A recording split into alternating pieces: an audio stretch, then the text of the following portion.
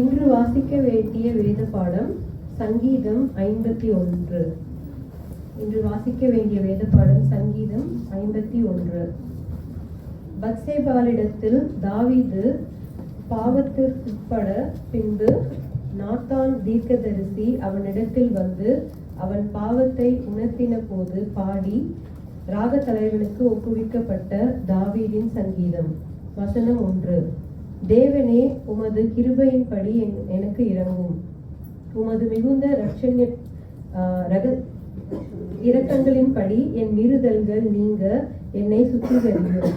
என் அக்கிரமம் நீங்க என்னை முற்றிலும் கழுவி என் பாவமற்ற என்னை சுத்திகரியும். என் மீறுதல்களை நான் அறிந்திருக்கிறேன். என் பாவம் எப்பொழுதும் எனக்கு முன்பாக நிற்கிறது.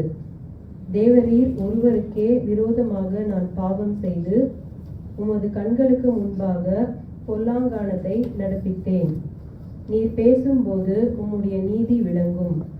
நீர் நியாயம் தீர்க்கும் போது உம்முடைய பரிசுத்தம் விளங்கவும் இதை அறிக்கையிடுகிறேன். இதோ நான் துர்குணத்தில் உருவானவன். என் தாய் என்னை பாவத்தில் கர்ப்பம் தரித்தாள். இதோ உள்ளத்தில் உண்மை இருக்கிற விரும்புகிறீர். அந்த காரணத்தில் ஞானத்தை எனக்கு தெரியப்படுத்துவீர். நீர் என்னை ஈசோப்பினால் சுத்திகரியும், அப்பொழுது நான் சுத்தமாவேன். என்னை கழுவி அருளும், அப்பொழுது நான் உறைந்த மழையிலும் வெண்மையாவேன். நான் சந்தோஷமும் மகிழ்ச்சியும் கேட்கும்படி செய்யும். அப்பொழுது நீர் நொறுங்கின எலும்புகள் களிகூரும். என் பாவங்களை பாராதபடிக்கு நீர் உமது முகத்தை மறைத்து என் அக்கிரமங்களை எல்லாம் நீக்கி அருளும். தேவனே, சுத்த இருதயத்தை என்னில் சிருஷ்டியும். நிலைவரமான ஆவியை என் உள்ளத்திலே புதுப்பியும். உமது சமூகத்தை விட்டு என்னை தள்ளாமலும் உமது பரிசுத்த ஆவியை என்னிடத்திலிருந்து எடுத்துக்கொள்ளாமலும் இரும். உமது இரட்சண்யத்தின் சந்தோஷத்தை திரும்பவும் எனக்கு தந்து உற்சாகமான ஆவி என்னை தாங்கும்படி செய்யும். அப்பொழுது பாதகருக்கு உமது வழிகளை உபதேசிப்பேன். பாவிகள் உம்மிடத்தில் மனம் திரும்புவார்கள். தேவனே, என்னை ரட்சிக்கும் தேவனே, இரத்த பழிகளுக்கு என்னை நீங்களாக்கிவிடும். அப்பொழுது என் நாவு உம்முடைய நீதியை கம்பீரமாய் பாடும். ஆண்டவரே, என் உதடுகளை திறந்தருளும். அப்பொழுது என் வாய் உம்முடைய புகழை அறிவிக்கும். பலியை நீர் விரும்புகிறதில்லை. விரும்பினால் செலுத்துவேன். தகன பலியும் உமக்கு பிரியமானதல்ல. தேவனுக்கேற்கும் பலிகள் நொறுங்குண்ட ஆவிதான். தேவனே, நொறுங்குண்டதும் நறுங்குண்டதுமான இருதயத்தை நீர் புறக்கணியீர். சீயோனுக்கு உமது பிரியத்தின்படி நன்மை செய்யும். எருசலேமின் மதில்களை கட்டுவீராக. அப்பொழுது தகன பலியையும் சர்வாங்க தகன பலியும் ஆகிய நீதியின் பலிகளில் பிரியப்படுவீர். அப்பொழுது உமது பீடத்தின் மேல் காளைகளை பலியிடுவார்கள். இது தேவனுடைய வசனம். தேவனுடைய ஸ்தோத்திரம். Praise the Lord, brothers and sisters. கர்த்தருடைய பரிசுத்த நாமத்திற்கு ஸ்தோத்திரம் உண்டாவதாக. லென்த் காலம் வந்துவிட்டது. கிறிஸ்தவ கால அட்டவணையில இது ஒரு முக்கியமான காலமாக இருக்கிறது. இந்த லென்த் நாட்கள் நமக்கு கர்த்தர் கொடுக்கிறார். எதற்காக கொடுக்கிறார் என்று நம்ம பார்க்கும்போது சிந்திக்கவும், மனம் திரும்பவும், மறுபடியும் நம்முடைய வாழ்க்கையை கர்த்தருக்கு முன்பாக ஒப்பு கொடுக்கவும் கூடி வர கர்த்தர் நமக்கு பலத்தையும் கிருபையும் கொடுத்திருக்கிறார். What is the posture we take during a season of Lent? எப்படியாக நாம் ஆண்டவருடைய சன்னிதானத்தில் சேர வேண்டும் என்று சொல்லும்போது திரையில காணப்படக்கூடிய இந்த ஸ்லைட்டை நீங்க பார்த்தீங்க என்றால், லார்ட் ஹேவ் மர்சி, கர்த்தாவே இரங்கும்.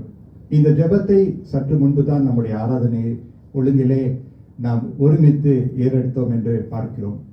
பிரியமானவர்களே, தாவீது ராஜா அவரும் இந்த ஜெபத்தை தான் ஏறெடுத்தார். இது வெறும் ஒரு ஜெபம் அல்ல, இது ஒரு இருதயத்தினுடைய வாஞ்சை. என்ன வாஞ்சை? தன்னுடைய பாவத்திலிருந்து மனம் திரும்பி தேவனிடத்துல திரும்பி வர வேண்டும் என்று தாவீது ஏங்கினார். அது மட்டுமல்ல, தேவனுக்கு விரோதமாக செய்த குற்றத்தை குறித்து அவர் மிகவும் மனம் வருந்தினார், மிகவும் மனதுருகினார், மிகவும் கடுமையாக அதை எடுத்துக்கொண்டு தேவனை நான் கைவிட்டேனே என்று சொல்லி ஏமாற்றி விட்டேன் என்று சொல்லி அந்த நோக்கத்துல தேவனிடத்துல தாவீது திரும்பி வருகிறதை நம்ம பார்க்கிறோம். But David was not just filled with pity and shame. தாவீது தன்னுடைய குற்றத்தை குறித்து அவர் அவமானம் அடைந்தது ஒன்று, அவர் ஒருவேளை ஒரு விதமான துக்கத்துக்குள்ள இருந்தது இன்னொன்று. ஆனால் இன்னொரு காரியம் நம்ம அறிந்து கொள்ள வேண்டும். David found courage to own up to his faults and face God once again. அதை நாம் மறந்துவிடக்கூடாது. தாவீது குற்றம் செய்த பொழுதிலும் கூட தன்னுடைய தேவனை மறுபடியும் சந்திக்க அவர் துணிச்சலாய் இருந்தார் என்று நாம் பார்க்கிறோம். அதன் நிமித்தமாக அந்த துணிச்சலை கண்டு, அந்த உண்மைத்துவத்தை கண்டு தேவன் என்ன செய்கிறார்? தாவீதினுடைய பாவத்தை மன்னிக்கிறது மட்டுமல்ல, தாவீதை தேவன் புதுப்பித்து தாவீதின் மூலமாக பல பல அற்புதமான காரியங்களை தேவன் செய்து நிறைவேற்றினார் என்று சொல்லி நம்ம பார்க்கிறோம். And so we begin with the prayer of David in Psalms 51 verse 1. உங்களுடைய வேதம் உங்களுடைய கையில் இருந்தால் என்னோடு கூட சங்கீதம் 51 திருப்பிக் கொள்வோமாக. ஆங்கிலம் அல்லது தமிழ் அல்லது மற்ற மொழிகளிலே நம்ம இணைந்து வாசிக்க போகிறோம். I want to invite you to this Lent season to once again bring the scripture closer to your heart. இந்த தேவ வசனத்தை இன்னும் நெருக்கமாக உங்கள் இருதயத்துக்குள்ளே கொண்டு வாருங்கள். சங்கீதம் 51 வசனம் 1 எல்லாரும் இணைந்து வாசிக்கலாம். தேவனே, உமது கிருபையின்படி எனக்கு இரங்கும், உமது மிகுந்த இரக்கங்களின்படி என் மீறுதல்கள் நீங்க என்னை சுத்திகரியும். Friends, as you and I begin this Lent season, இந்த லென்த் நாட்களை நாம் துவங்கும் போது we all start with ground zero. நாம் எல்லோரும் ஒரே கட்டத்தில் தனித்து தேவனுடைய சமூகத்தில் கூடி வருவோமாக. No one person is greater than the other. இருவர் இருந்தாலும், மூவர் இருந்தாலும், குடும்பமாக இருந்தாலும், தனித்து இருந்தாலும் கூட ஒருவன் மற்றொருவனை விட மேன்மையானவன் என்று எண்ணி நம்ம கூடி வரவே முடியாது.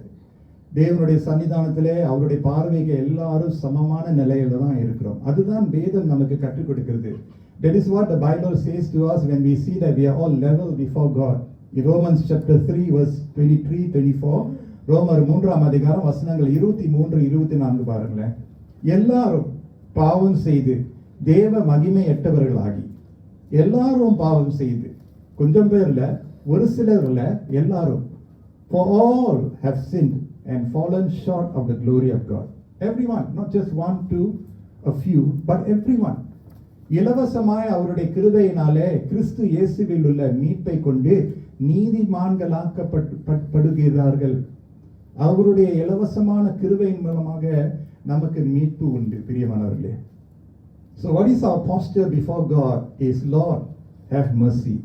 கர்த்தாவே இரங்கும். இன்றைக்கு ரெண்டு காரியங்களை நாம் அறிந்து கொள்ள போகிறோம். முதலாவது சுருக்கமாக சொல்கிறேன், சில வசனங்களை கொடுத்து. முதலாவது state of mankind is referred to in Psalms 51. சங்கீதம் 51 நம்ம முழுமையாக தொடர்ந்து வாசித்து பார்த்தோம் என்றால், முதலாவது ஒரு கருத்தை என்ன நம்ம அறிந்து கொள்கிறோம் என்றால், மனுக்குலத்தினுடைய நிலை எப்படி இருக்கிறது என்று தாவீது எடுத்து சொல்லுகிறதை பார்க்கிறோம். முதலாவது, மனுக்குலம் பாவம் நிறைந்தது. இரண்டாவது, மனுக்குலத்துக்கு சுத்திகரிப்பு அவசியம். மூன்றாவது, மனுக்குலத்துக்கு விடுதலை அவசியமாக இருக்கிறது. Mankind is sinful. We see this in Psalms 51 verse 3 and 4. Mankind is sinful. Secondly, mankind needs cleansing, verses 7 and 10. Thirdly, mankind needs deliverance, verse 14. ஆகவே மனுக்குலத்தினுடைய நிலை இப்படியாக இருக்கிறது. தாவீது மற்றவர்களை குறித்து சொல்லாதபடி தன்னுடைய சொந்த பிழை நிமித்தமாக அவர் கற்றுக் கொடுத்ததை, அவர் கற்றுக்கொண்டு பெற்றுக்கொண்டதை அவர் சங்கீதமாக எழுதுகிறது என்று நம்ம பார்க்கிறோம். Never should we read Psalm 51 as if it doesn't have to do anything with us. நம்மை குறித்து அதுக்கு எந்த ஒரு பங்கு இல்லை நம்ம நினைத்து வாசித்து இருக்கக்கூடாது. ஆனால் தாவீதுனுடைய குற்றத்திலே நானும் இருக்கிறேன் என்று நம்ம அறிந்து வாசிக்க வேண்டும். அதுதான் தேவனுடைய வசனம் நமக்கு கற்றுக் கொடுக்கிறது. எல்லாரும் சமமான நிலையில் இருக்கிறோம். So now that we know that the state of mankind is sinful, needs cleansing, deliverance, how can we approach Psalms 51? இந்த சங்கீதம் 51 பல கோணத்திலிருந்து நம்ம சந்தித்து வாசித்து தியானிக்கலாம். ஆனால் இன்றைக்கு சுருக்கமாக 3 காரியங்களே நாம் தேவனுடைய குணத்தை குறித்து நாம் அறிந்து கொள்ள போகிறோம். The character of God in Psalm 51. Now that we know the state of mankind, மனுக்குலத்தினுடைய நிலை எவ்வாறு இருக்கு நாம் அறிந்து கொள்கிறோம்.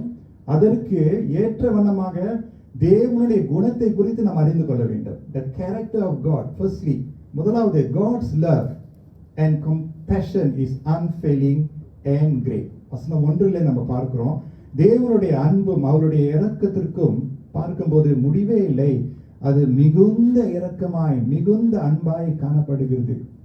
தாவீது பத்சீபாவோடு செய்த அந்த கொடூரமான பாவம் மிகவும் மோசமானதுதான், அதுல எந்த ஒரு சந்தேகமும் இல்லை. வேற அதிபர்கள் அதை குறித்து தியானித்து பார்க்கும்போது அந்த அந்த அந்த பாவத்தை நியாயப்படுத்தவே முடியாது, அதை பெற்றுக்கொள்ளவே முடியாது, ஆமோதிக்கவே முடியாது. sin remains sin. பாவம் பாவமாகவே தான் இருக்கும். பாவத்தை நாம் மழுப்ப முடியாது, பாவத்தை நாம் மூடி மறைக்க முடியாது. பாவம் பாவமாகவே தான் இருக்குது. பாவம் ஒரு கிருமியாக இருக்குது. sin is a virus. பாவம் ஒரு விஷயமாக இருக்கிறது. sin is poison. பாவம் என்ன செய்கிறது? பாவம் செய்கிறவனுடைய வாழ்க்கைக்கு மட்டும் தீங்கு கொண்டு வராது, அவனை நம்பி வாழ்கிறவருக்கும் அந்த தீமை சேரும் என்று நம்ம பார்க்கிறோம். ஆகவே தாவீது செய்த குற்றம் பாவம் மிக பெரிய ஒரு பாவமாய் இருக்கிறது, எந்த ஒரு சந்தேகமும் இல்லை. ஆனாலும் தாவீது என்ன செய்கிறார்? தேவனுடைய மிகுந்த அன்பை நோக்கி, தேவனுடைய மிகுந்த இரக்கத்தை நோக்கி அவர் திரும்புகிறதை நம்ம பார்க்கிறோம். வேதம் என்ன சொல்லுகிறது? புலம்பலின் புத்தகத்தில் 3ஆம் அதிகாரத்தில் 23, 24 அவருடைய கிருபைகள் காலைதோறும் புதிதாய் இருக்கிறது. His mercies are new every morning. தாவீது என்ன செய்கிறார்? ஆண்டவரே, உம்முடைய இரக்கத்தை முன்னிட்டு உம்முடைய சன்னிதானத்தில் நான் வருகிறேன், என்னுடைய எல்லா அக்கிரமங்களை நீக்கி என்னை விடுவிக்கும் என்று தாவீது கிஞ்சுகிறதை நம்ம பார்க்கிறோம். The word in the English Bible use is that God remove my transgressions or blot out my transgressions. Blot out அப்படின்னா நம்முடைய விஸ்டம் டூப்னு சொல்லும்போது அந்த விஸ்டம் டூப் அந்த டென்டிஸ்ட் என்ன செய்கிறாரு? இந்த dentist goes to the root and plucks it out. Is very very painful. ரொம்ப வலியா இருக்கும். ஆனா அதை எடுத்தாதான் நல்லதுன்னு சொல்லி, இது பூச்சி பல்லு இருந்துச்சு, அந்த பூச்சி பல்லு எடுத்தாதான் நல்லது. அது அங்கேயே இருந்தா எந்த ஒரு பிரயோஜனம் இல்லை, எந்த ஒரு நலன் வரவே வராது. அது எடுத்துக்கொள்ளப்பட வேண்டும். It needs to be plucked out. Just like a plant that needs to be plucked out னு சொல்லும்போது வேரோடு எடுத்து வருகிற ஒரு ஒரு காரியம் என்று நம்ம பார்க்கிறோம். In other words, when God deals, when he blots the sins out of our life, he will leave no traces. எந்த ஒரு ட்ரேஸ் இல்லாம, எந்த ஒரு எவிடன்ஸ் இல்லாத போல கர்த்தர் நம்முடைய பாவங்களை மன்னிக்க வல்லவராக இருக்கிறார். ஆமென் சொல்லுவோமா? That is God. மனுஷன் அதை செய்ய முடியாது. மனுஷன் ஒருவேளை மன்னிக்கலாம், ஆனா அது சிந்தனை அதை நினைவுபடுத்திக் கொண்டேதான் இருப்பான். ஆனா ஆண்டவர் மன்னிக்கும் போது, பாவத்தை கழுவும் போது முற்றிலுமாக கழுவி கடலினுடைய ஆழத்தில் அவர் தள்ளி விடுகிறதை நம்ம பார்க்கிறோம். மனுஷன் அதை மறுபடி கொண்டு வந்தாலும் கூட ஆண்டவர் உண்மையான மனம் திரும்புகிற ஆத்மாவுக்கு பாவத்தை அவர் அப்படியே கடலினுடைய ஆழத்தில் போடுகு விடுகிறது என்று நம்ம பார்க்கிறோம். He who seeks mercy finds mercy, my dear friends. இரக்கத்தை தேடுகிறவன் இரக்கத்தை பெற்றுக்கொள்வான். நல்லா நம்புங்க. God is not endorsing sin, but he is appreciating his servant for being honest before him. எபிரேயர் 4ஆம் அதிகாரம் வசனம் 16 பார்க்கும்போது, Hebrews chapter 4 verse 16, and this is a great encouragement for us. ஆதலால் நாம் இரக்கத்தை பெறவும் that we may receive mercy. ஆதலால் நாம் இரக்கத்தை பெறவும் ஏற்ற சமயத்தில் சகாயம் செய்யும் கிருபை அடையவும் தைரியமாய் கிருபாசன தண்டையிலே சேர கடவும். வேத வசனம் என்ன சொல்லுகிறது? தைரியமாய் கிருபாசன தண்டையிலே சேர கடவும். தைரியமாக வர ஆண்டவர் சொல்கிறார். வேஷத்தோடு அல்ல, பொய்யோடு அல்ல, மாயையோடு அல்ல, ஆனா உண்மையான மன திரும்புதலோடு அவருடைய சன்னிதானத்தில் கர்த்தர் சேர சொல்கிறார். This lens, brothers and sisters, do not hesitate to come before your God. இந்த தேவனை, இவரை நாம் ஆராதித்தோம், இவரை நாம் ஸ்தோத்திரித்தோம். Do not hesitate to come before this God with your shortcoming and your failings. உங்களுடைய குறைவுகளிலே, உங்களுடைய பலவீனங்களிலே, உங்களுடைய பூரணமற்ற நிலையிலே தேவனிடத்திலே சேருங்கள். அப்போது தேவன் உங்களிடத்திலே சேருவார். Come as you are. Don't hide your sins, but reveal it to God. Say to him as it is. இருக்கிற வண்ணமாக சொல்லும்போது, சொன்ன வண்ணமாக ஆண்டவர் இரக்கத்தை வழங்குவார். Hallelujah. When we seek mercy, the capital M, the mercy of God, mercy is his name. அவருடைய நாமம் இரக்கம். இரக்கத்தை தேடுகிறவர்கள் இரக்கத்தை பெற்றுக்கொள்வார்கள். ஆண்டவராக இயேசு சொன்னார், வியாதியஸ்தருக்கு தான் மருத்துவர் தேவை. It is the sick who needs the doctor, not the healthy. The healthy can go someone else. The church is a hospital full of sick people. Why sick? Because sin is. பாவம் நம்மளுடைய கதவை தட்டிக்கொண்டே இருக்கிறது, நம்மளை ஆளுகை செய்ய தட்டிக்கொண்டே இருக்கிறது, அநீதியான காரியங்களை நம்மளை தட்டிக்கொண்டே இருக்குது, நம்மளை சவாலிட்டு கொண்டே இருக்குது, நம்மளை இழுத்து கொண்டே இருக்கிறது, சோதனைகள் பரீட்சைகள் வந்து சேர்ந்து கொண்டே இருக்கிறது.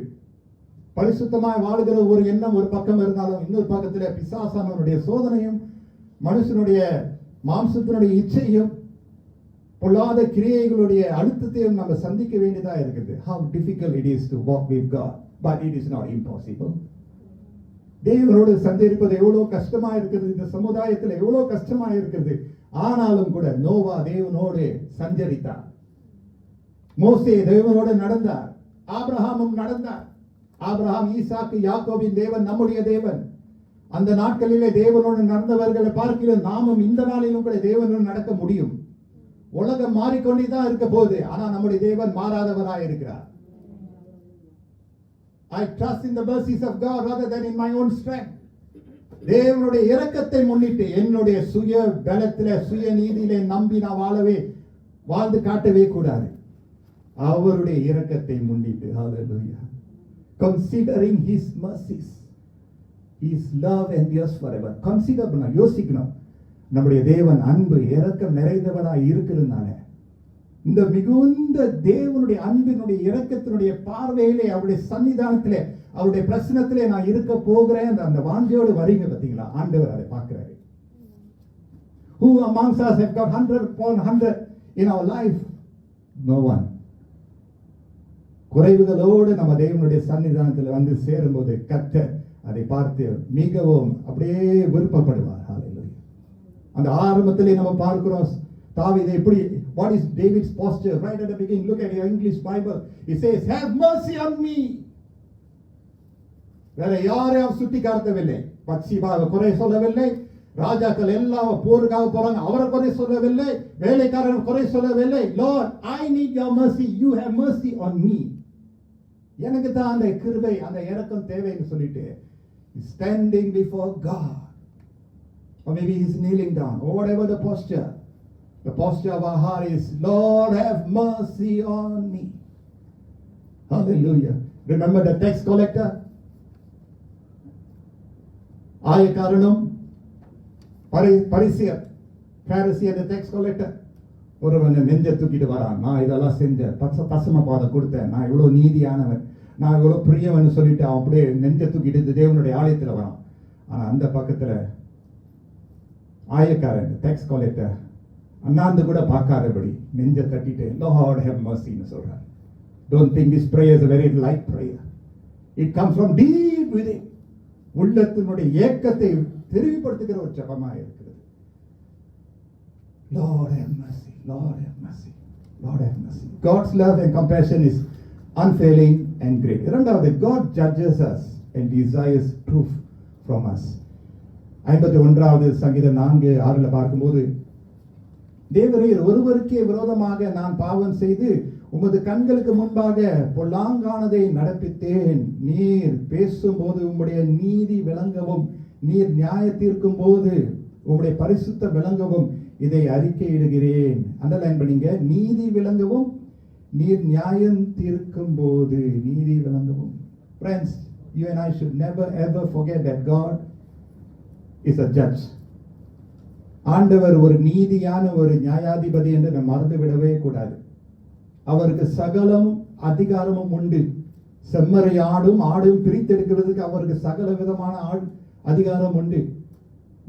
நல்லவன் யாரு, நீதி உள்ளவன் யாரு, அநீதியாய் வாழ்கிறவன் யாருன்னு ஆண்டவருக்கு நல்லாவே தெரியும். The judge has to do the task of segregating. இந்த பூமியில இருக்கிற ஜட்ஜினுடைய வேலை எவ்வளவு பெரிய ஒரு கஷ்டமான ஒரு வேலை தெரியுமா? Who wants to be a judge? You will be criticized for any and everything. You have to make a decision. இந்த பூமியோட நியாயாதிபதி ஒரு தீர்மானம் எடுத்துதான் அவனும் ஆதாரத்தை பார்த்து எல்லா விஷயத்தையும் அலசி ஆராய்ந்து பார்த்து அவனை ஒரு தீர்ப்பை கொடுக்கணும். You know what? Our God is a judge. Not just a judge, he's a righteous judge. You and I cannot think and behave in a way as if God does not take note of our actions and inactions. We cannot live like that. ஆண்டவர் நீதி நிறைந்தவராக நியாயாதிபதியாக இருக்கிறார் என்ற ஒரு எண்ணத்தோடு நம்ம வாழ கர்த்தர் நம்மளை அழைக்கிறார். ஏனென்றால் அவருடைய பார்வை பூமி எங்கும் அப்படியே வைத்துக் கொண்டே இருக்கிறார். His eyes are all over. He is watching us. He is seeing us. God will judge us according to our deeds. It is hard to hear, but I have to preach the word as it is.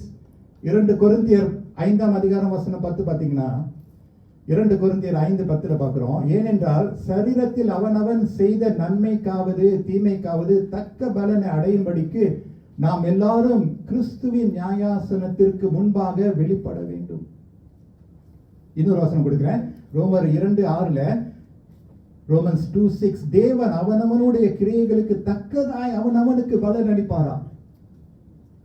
Don't take it lightly that God will not. He will. ஒருவேளை இந்த காலத்தை அவர் செய்யாம இருந்தாலும் ஒரு நாள் அவரோட முன்பதாக நிற்கும் போது கணக்கு கொடுத்துதான் ஆகும். யாரும் தப்பி விட முடியாது.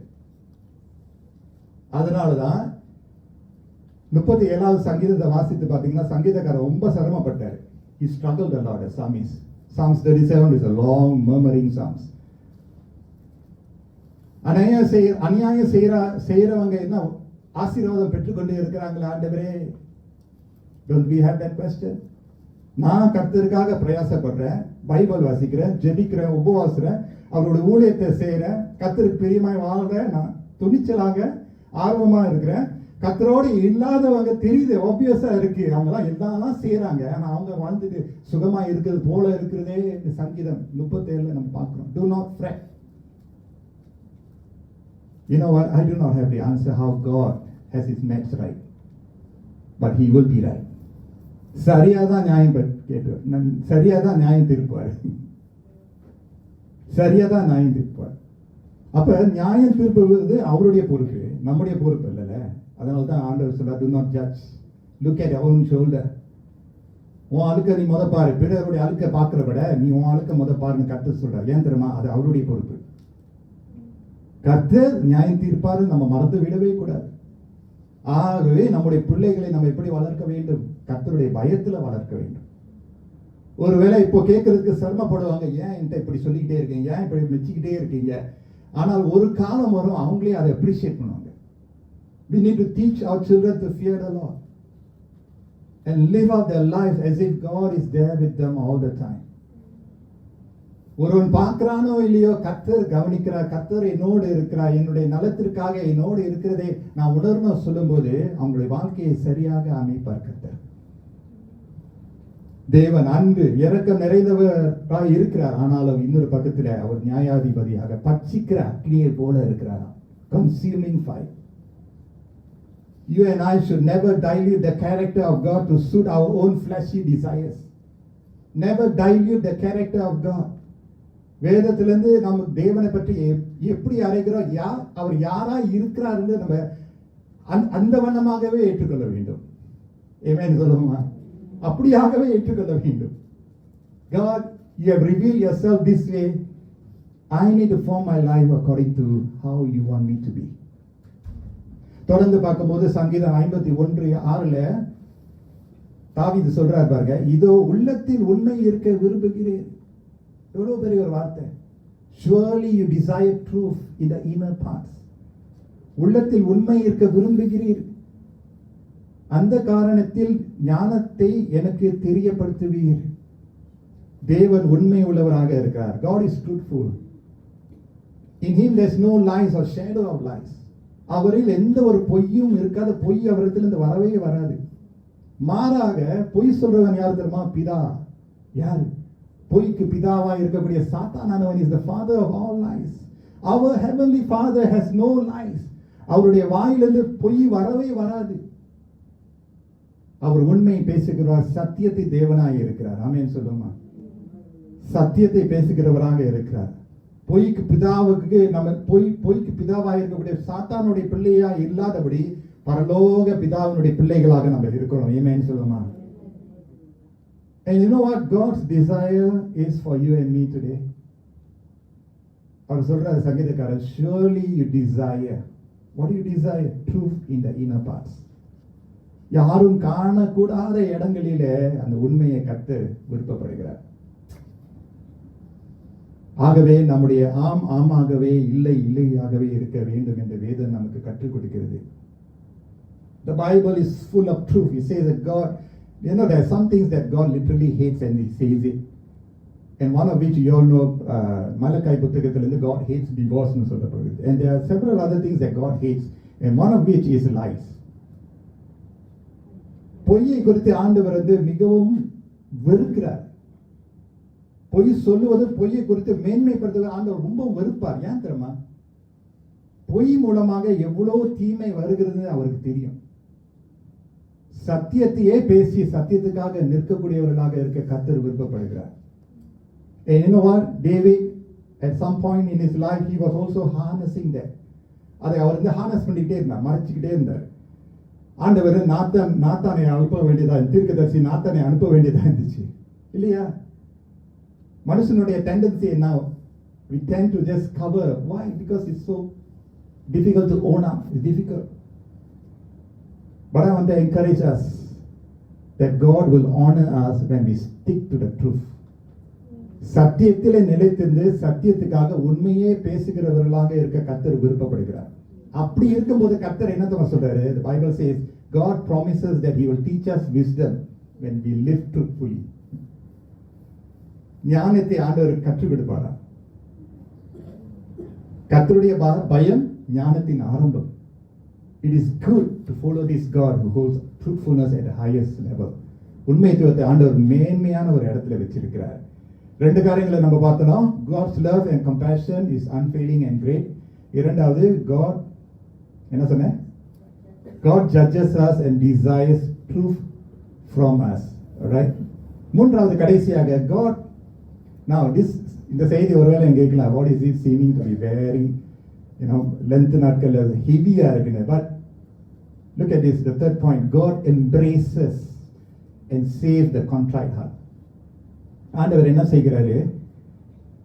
நொறுங்குண்ட நறுங்குண்டமான இருதயத்தை ஆண்டவர் அரவணைத்து ரட்சிக்கிறார். ஹல்லேலூயா, பிரைஸ் தி லார்ட். ஆமென் சொல்லுமா? இவ்வளவு ஆறுதலா இருக்குல்ல? ரைட். சங்கீதம் 51:14-17 பார்க்கிறோம். நல்ல ஸ்கிரிப்சர் மூலமா தான் போறேன். தேவனே என்னை ரட்சிக்கும் தேவனே, praise the Lord. God's character is a saving character.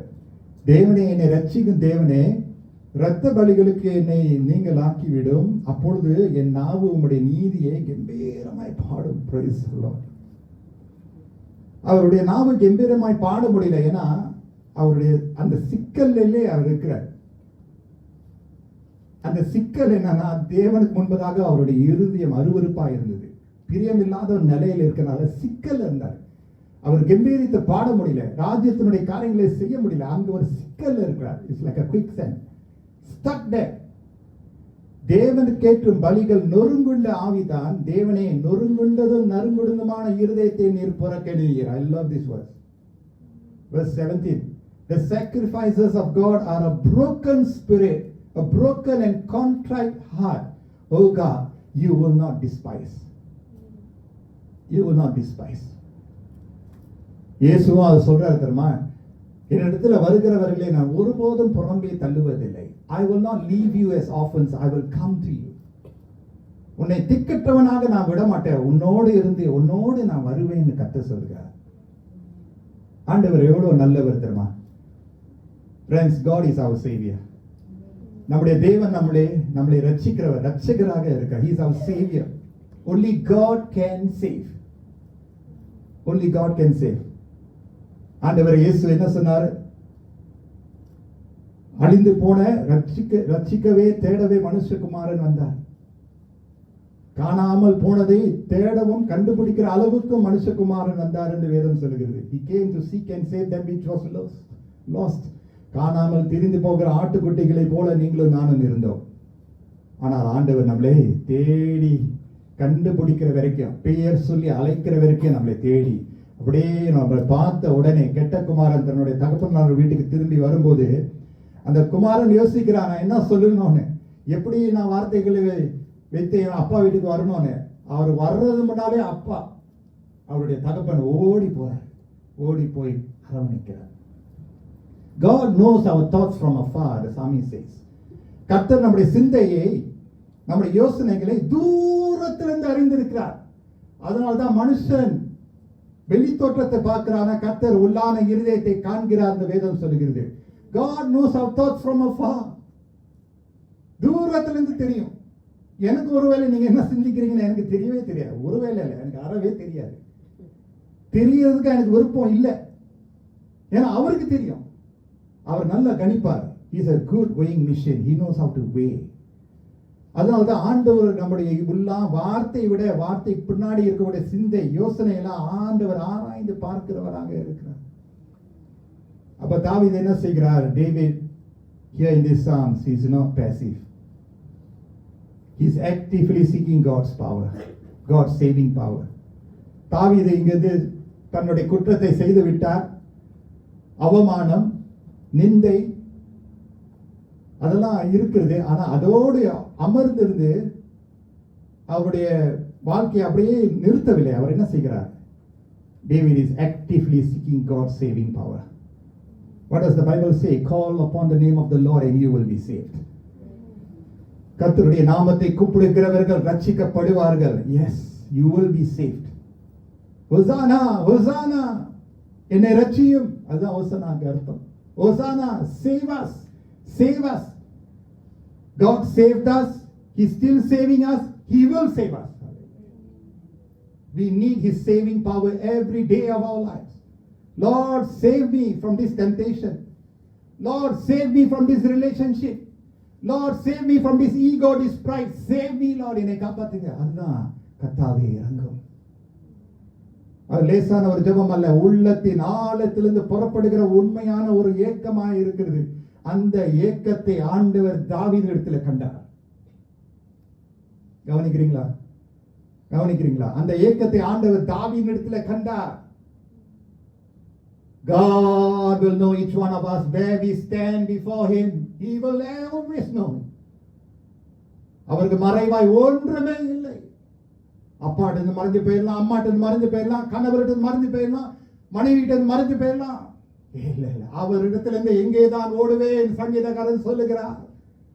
நான் படுக்கையில் எழுந்தாலும் அங்க இருக்கிறாரு, அமர்ந்தாலும் அங்க இருக்கிறார், வானத்துல இருந்து போனாலும் அங்க இருக்கிறாரு. அவரை விட்டு வெகு நேரம் போக முடியாது. அவர் இங்கும் இருக்கிறவர் தேவனாய் இருக்கிறார். God embraces and saves the contrite heart.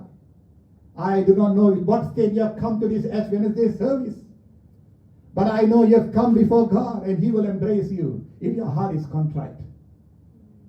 நொறுங்குள்ள உள்ளத்தோடு நீங்க வந்தீங்கன்னா அந்த இருதயத்தை கர்த்தர் கண்டு உங்களை அரவணைத்து முத்தமிட்டு வாய ராஜ்யத்துக்குள்ள நான் உன்னை மன்னித்து உன்னை விடுவித்து உன்னை சிங்காரத்தின் மேல வைப்பேன், உன்னை ஆசீர்வதிப்பே, உன்னை விடுவிப்பேன்.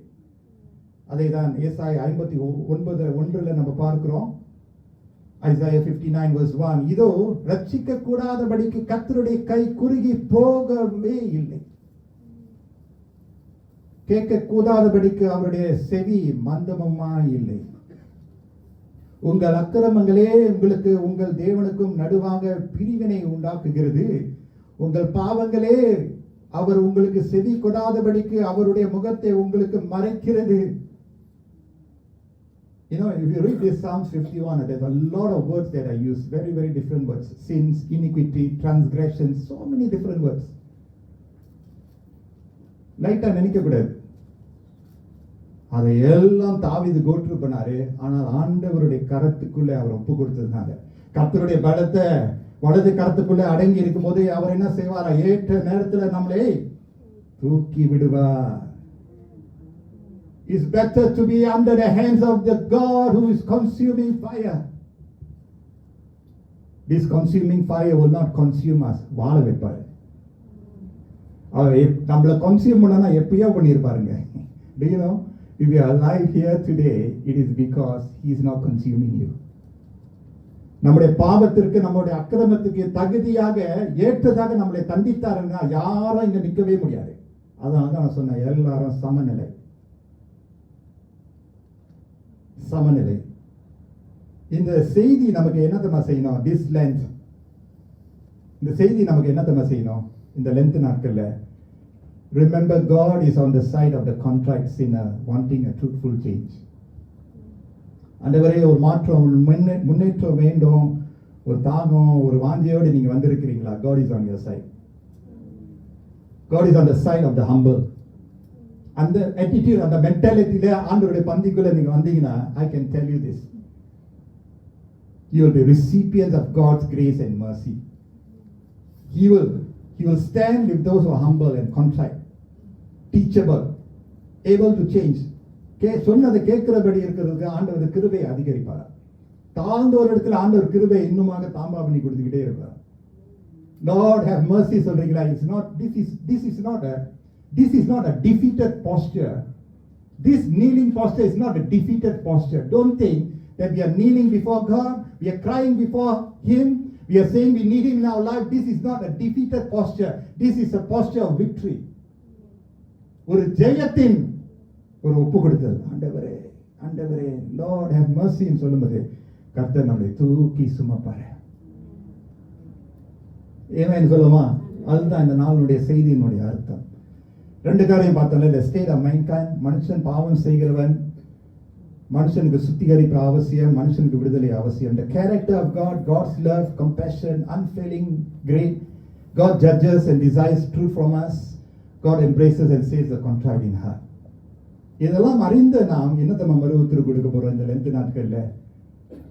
If you find it hard to pray, do you know this phrase itself is a prayer. கர்த்தாவே இறங்கும்.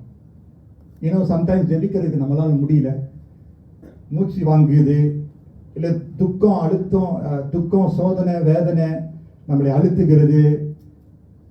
Thinking about family and thinking about life, thinking about our future, what is it going to be? You know, sometimes we can't even pray out long prayers, which is important, but never underestimate this prayer, Lord have mercy. கர்த்தாவே இறங்கும் என்று சொல்லும்போது கர்த்தர் இறங்குவார். Amen சொல்லுமா? And this Ash Wednesday service is a very important service, and I'm so happy that so many of us are gathered here in God's presence. ஆண்டவர் அவருடைய வசனத்தை கொடுத்து நம்மளை சேமத்துக்கு கொண்டு வந்து சேர்ப்பார். Amen சொல்லுமா? அவருடைய வசனம் நமக்கு மன்னாவாக வருகிறது. The first person who receives the preaching of the word is not you, is me. இந்த வசனத்தை நான் பிரசங்கம் பண்ணும்போது இந்த வார்த்தையை முதலாவது என்னிடத்துல ஜீரணம் பண்ணுகிறது. இதை நான் பெற்றுக்கொள்கிறேன். And today, right after the sermon, பொதுவாக Ash Wednesday சர்வீஸ்ல வந்து நமக்கு வந்து imposition of ashes இருக்கும். Imposition of ashes. இந்த imposition of ashesல இருந்து அந்த சாம்பலை எடுத்து சிலுவையினுடைய அடையாளத்தை நெத்தியில வரைவார்கள். அது என்ன காண்பிக்கிறதுனா, ஆதியாகமம் 3:19 நம்ம பார்க்கிறோம். Genesis 3:19. அந்த வசனத்தினுடைய சுருக்கத்தை நம்ம பார்க்கும்போது அந்த சிலுவையின் அடையாளத்தை வரையும் போது, remember that you are dust and to dust you shall return. நீ மண்ணாய் இருப்பதை நினைவு கூறு, மண்ணுக்கே திரும்புவாய். Repent and believe in the gospel. மனம் திரும்பி சுவிசேஷத்தை நம்பு.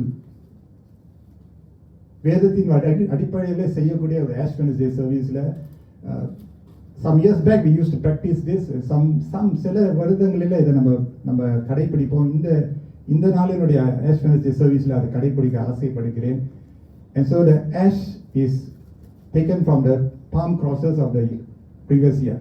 Okay, palm crosses எடுத்து அதை எரித்து அதை ashes-ல கொண்டு வந்துட்டு, and then the priest prays for God to bless the ashes, and then he will sign the cross on the forehead saying we belong to God.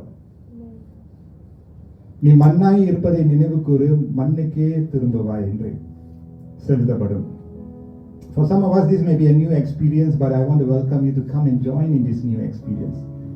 So கொஞ்ச நேரத்தில் I will be praying for the ash, and then I will be just standing here, right here, and then வழக்கம் போல communion நீங்க எடுக்கிற டைம்ல வரிசையாக இப்படி வருவீங்க. So this time you stand in a row, one by one.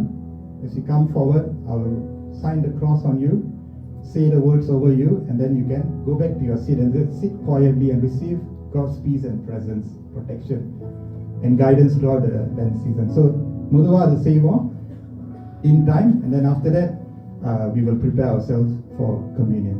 So yeah, I'll be guiding you all along the way. Okay, come, let's pray. நாம் ஜெபம் செய்வோமாக. Father, thank you. அப்பா, நாங்கள் நன்றி செலுத்துகிறோம் இந்த நேரத்துக்காக. ஸ்தோத்திரம் ஆண்டவரே. இந்த சாம்பல் புதன், ash, ஆண்டவரே, we are reminded that we are dust and we return to dust, Lord. இந்த வாழ்க்கை எவ்வளோ மாயா, எவ்வளோ ஃப்ளீட்டிங்கா இருக்கு Lord. இன்றைய இருக்கிறவர்கள் நாளை இல்லாமல் போகிறார்கள். நமக்கு இருக்கக்கூடிய இந்த ஒரே வாழ்க்கையில அப்பா, நீர் எங்களுக்கு கொடுத்திருக்க இந்த ஒரே வாழ்க்கையில நாங்கள் உமக்காய் பிரியமாய் வாழ எங்களை ஆசீர்வதிங்க. இந்த சாம்பலை ஆசீர்வதிங்க. இதை அர்த்தத்தோடு நாங்கள் செய்யும்போது அதனுடைய பல நல்ல கனிகள் பலனை நாங்கள் பெற்றுக்கொள்ள, இந்த லென்த் நாட்கள் முழுவதுமாக உங்களுடைய பிரசன்னத்தை உணர்ந்தவர்களாக நாங்கள் காணப்பட எங்களை ஆசீர்வதிங்க, எங்களை வழிநடத்துங்க. பிதா, குமாரன், பரிசுத்த ஆவியின் நாமத்தினாலே ஆமென், ஆமென்.